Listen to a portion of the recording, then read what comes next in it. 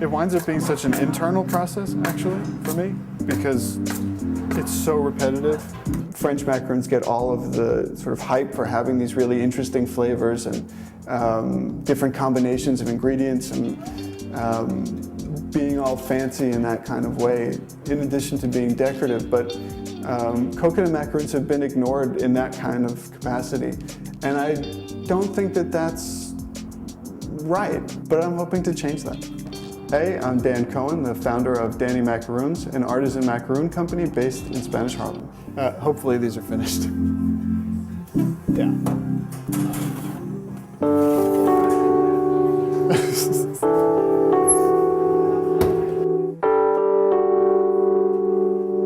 I'm not surprised that no one else has found this niche, as far as I know, because most people's experience of coconut macaroons is really bad.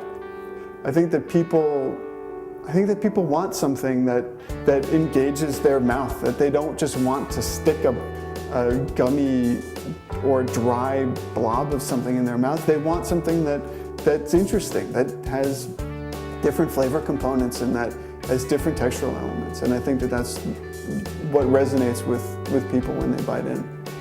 This is the coconut. It's nice and thick. The strands are pretty long. This is sweetened shredded coconut, so it's got sugar added to it. You know, it's got a little bit of a bite to it.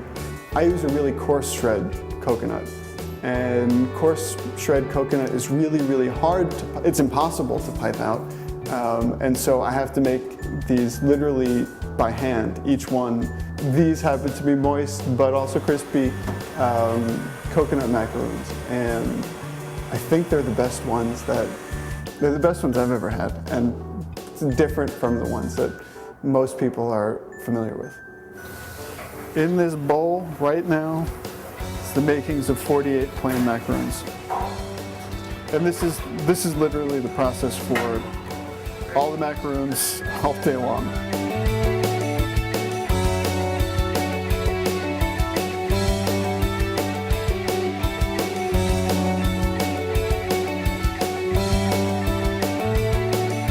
I don't know, it's funny to see the different reactions that people have. I mean, besides smiling. You get the bite and then like the knee bounce. People will do the bite and the knee bounce, or the bite and the knee bounce and the head goes back. Sometimes you get a fist pump. Sometimes people will bite them and go, yes. A lot of times you get like the eyes that pop out a little bit, and people will bite it and sort of go, you know, the coolest thing that anybody's ever said, nothing is cooler than "this is awesome." There's nothing that's better than somebody saying that what you've made is really great. So these are going to become salted caramel. The base macaroon is really simple. There are 5 ingredients. It's shredded coconut, condensed milk, eggs, or egg whites, salt, and a little vanilla. Yeah, something happens when the caramel and the coconut come together that I don't know what it is. Something happens. Turns out it's easily my most favorite flavor, and the most popular one that I make for anyone else. I mean, it's easily the best seller, the salted caramel. One of the reasons that I started getting into this was because I was sitting in coffee shops and just drinking espresso. I just drink small coffees, and I was getting really, really frustrated with the food options that coffee shops had. Everything was really big. Big muffins, big croissants, big Danish, and so I wanted something smaller that would be finished when I was finished with my coffee. So these are the red velvet coconut macaroons, cream cheese icing, and toasted pecans on top. They're light at one time, and they're dense at exactly the same time.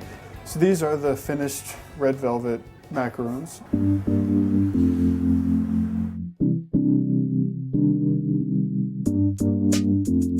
There's one coffee shop on Pleasant Avenue, as it turns out, was the place that sort of gave me the name Danny Macaroons. I said, well, you know, I'm Dan and I bake. And I've got these cookies here. I thought that I would bring them in.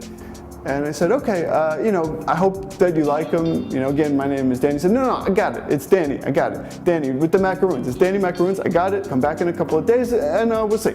So a couple of days later, I come back and I don't get 2 feet in the door. I mean, I open the door and this guy's partner says, hey, look, it's Danny Macaroons. And this guy then starts yelling, oh, Danny Macaroons, these things were so good. And when I had to figure out what to call this macaroon company, the only thing that kept coming back was Danny Macaroons. And so this line between Danny Macaroons the company, Danny Macaroons the person is a little bit blurry on some level, but sometimes that's the way things are. I mean, it's been almost a year already, and it doesn't ever get old. But I like it. I like being in the kitchen in my own sort of macaroon world.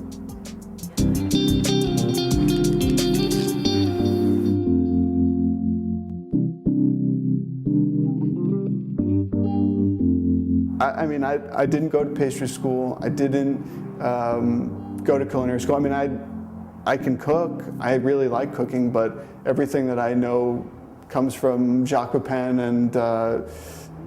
and Ming Tsai.